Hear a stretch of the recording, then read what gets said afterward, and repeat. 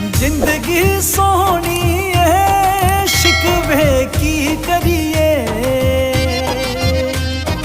अग लग टेंशन नू दुनिया दी सैर करिए।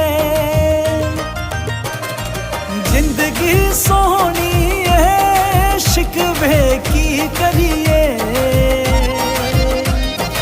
अग लग टेंशन नू दुनिया दी सैर करिए।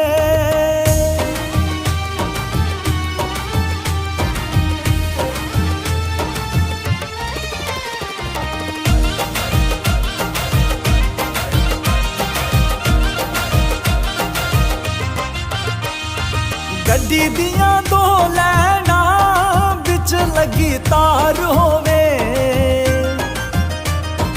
दिल वाली गल करिए नाल बैठा यार होवे।